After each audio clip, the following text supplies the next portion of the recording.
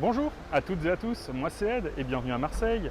On se retrouve aujourd'hui pour aller vloguer pour le premier jour de la préouverture de la librairie Tsundoku. Allez, on se retrouve là-bas, on en parle un peu plus.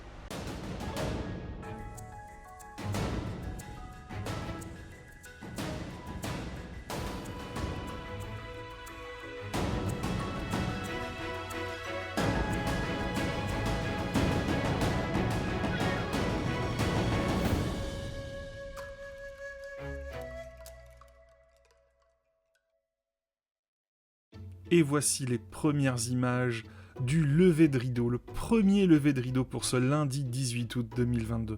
C'est une préouverture, je le précise, c'est-à-dire que les intérieurs ne sont pas finis, il manque encore pas mal de produits en rayon, mais on peut déjà découvrir la librairie et ça c'est génial.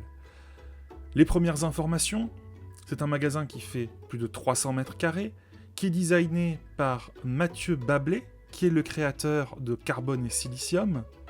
Il y a un espace vente qui pour l'instant est intégralement visitable et deux espaces qui ne sont pas dédiés à la vente qui seront bientôt révélés et pour l'instant pas accessibles. À gauche et à droite, des lieux qui seront dédiés aux figurines, où on peut voir pour l'instant des figurines qui sont en exposition mais qui ne seront pas à la vente, c'est des collections personnelles, avec ce superbe Shenron Last One du Nichiban Kuji, et juste au-dessus, oh là, lui il m'a plu aussi, un Ozaru de Vegeta que j'ai trouvé tellement... Oh là là, il y a de la matière, c'est brut, vraiment, il est très impressionnant. Tout ça, évidemment, s'est amené à changer, c'est pour ça que je suivrai régulièrement les changements dans la librairie et je vous les ferai découvrir. Par exemple, je sais que derrière moi, il y a un petit espace qui pour l'instant est vide, mais dans lequel il y aura des machines à gachapon, venues directement du Japon et officielles. Là, je profite aussi pour vous montrer encore quelques figurines, avec ce superbe Musashi de Vagabond. Ah, c'est une figurine que j'ai rarement vue, évidemment sur le côté du Akira, et honnêtement, alors ici il n'est pas classe, en dessous un petit peu quelques gachapons, et sur le côté une moto, vous savez, j'en ai une derrière moi, mais alors celle-là, elle est mais énormissime, oh là là, et en dessous on va retrouver un petit peu de Senseiya avec une sublime résine, d'Aiolos, le chevalier du Sagittaire.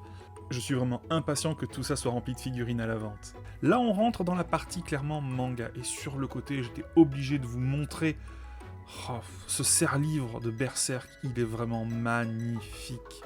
Tous les meubles sont faits sur mesure, et sur le côté, on peut voir coucou. Là, c'est la caisse, et waouh, vous voyez ces lanternes au plafond, ça donne un cachet. Et pour cette préouverture, la librairie va recevoir Yuka Nagate qui va venir dédicacer ces mangas qu'on peut voir ici, Gift Plus et évidemment Butterfly Beast. On voit d'ailleurs en haut des carbones et Silicium dont on a parlé tout à l'heure. On rentre dans le cœur de la librairie, de l'espace de vente pour les professionnels. Encore une fois, waouh, ça a vraiment une ambiance particulière. Alors, sur le côté, on peut voir une petite résine, encore une fois, je vous la montre. Alors, niveau éclairage, ça va changer, ce ne sont pas les éclairages définitifs, j'ai demandé. Regardez un petit peu la forme de ces meubles. Je trouve ça très particulier et vraiment très intéressant, ça donne un truc à la librairie.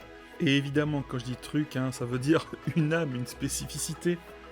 Alors là, on sera dans l'espace qui sera réservé, de mémoire, sur les murs de droite et de gauche, au shonen. Voilà, ici. On peut voir aussi sur le mur en face que c'est vide, mais ne vous inquiétez pas, ça ne restera pas bien longtemps. Ici sur le comptoir, ça sera peut-être à terme les nouveautés. J'avoue, je m'avance peut-être un petit peu. Pour ceux que ça intéresse, la librairie Tsundoku a un compte YouTube, avec pour l'instant 2 podcasts dessus. Vous pouvez les écouter, je vous mettrai le lien en description, et vous verrez que c'est vraiment très intéressant, et on en apprend énormément sur le futur de la librairie. Et je reste un petit peu pas mal dessus, parce que j'avoue que je suis un petit peu impressionné par cette ambiance, et pourtant, croyez-moi, niveau ambiance, quand les 2 autres salles vont ouvrir, vous êtes pas prêts. On n'est pas prêts. Une petite vue d'ensemble, et ici, on peut voir encore une résine. Pour ceux qui reconnaissent évidemment, c'est Levi de SNK. Une résine de chez Oniri Création. Ah, c'est vrai qu'elle est classe. On continue, donc là, ce sera les shonen. Et on peut voir d'ailleurs sur le côté droit, vous savez comme j'apprécie Frieren. On va ensuite partir vers le fond, où on va avoir juste en face de nous les étagères sur lesquelles il y a les seinen, et sur le côté droit, pour l'instant, un petit lieu d'exposition sur lequel il y a des reproductions de planches. Et j'en profite pour faire un petit point qui me semble un petit peu important sur le manga à Marseille. On est la deuxième ville de France et malheureusement, on est assez mal desservi. Si on compare à Paris, où il y a beaucoup de magasins, ici, il y en a peu, de mémoire, il n'y en a vraiment qu'un.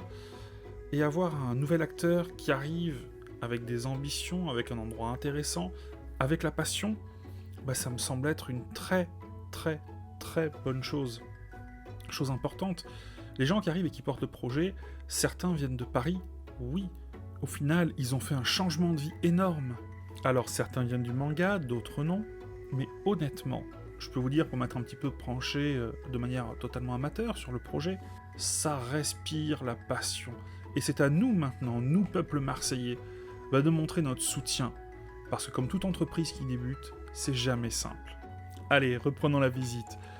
Au bout de ce couloir sombre, sur lequel à droite et à gauche on peut retrouver des cellulos qui sont affichés, on trouve un endroit où on n'a pas le droit d'aller. Derrière, deux salles qui sont en travaux. Et je peux vous dire que ça s'annonce être grandiose. Ce ne sera pas un espace de vente, mais plutôt un espace de convivialité. Je peux pas trop en dire, parce qu'encore une fois, je préfère toujours voir avant de vous en parler. Mais je peux vous dire qu'il y a des décorateurs, si j'ai bien compris, professionnels, que ce soit dans le milieu du cinéma ou dans le milieu de l'escape game, qui vous réservent, qui nous réservent des surprises vraiment muy caliente. Il y aura entre autres une salle qui sera un petit peu en sous-sol, où ça représentera un ryokan, ces auberges traditionnelles japonaises, avec du tatami au sol, sur lequel il faudra enlever ses chaussures pour pouvoir pénétrer. Comme au Japon. C'est là où, à terme, seront faites toutes les dédicaces. Et puisqu'on parle de dédicaces, n'oublions pas que pour cette préouverture, on a la chance, l'après-midi, de recevoir Yuka Nagate, autrice qui était présente à la Japan Expo, je crois pendant les 4 jours, sur le stand de Mangetsu, et qui là est venue pour cette préouverture. Waouh! Depuis quand on n'avait pas eu un auteur japonais qui vient à Marseille pour dédicacer son œuvre? Rien que pour ça, merci Tsundoku.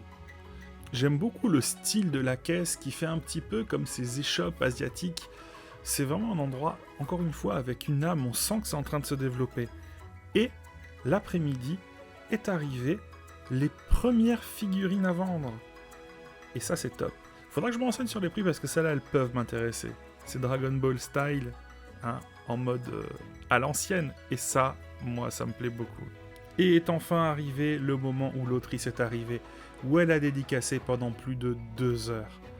On ne verra pas de vidéo ou de photos de son visage, parce que ça, elle ne le souhaite pas, et je respecte, mais j'ai pu avoir ce plan-là, où on la voit devant, ses œuvres à gauche, et une superbe affiche sur la droite. Affiche qu'à la fin, elle a dédicacé. C'était vraiment un moment fort, car c'est le début d'une histoire pour nous, mais pour certains, une étape importante, la concrétisation de leurs rêves. Et j'ai envie de dire merci à l'équipe de Tsundoku, bon courage, et maintenant, à nous peuple du Sud, de leur montrer la passion que nous avons pour le manga.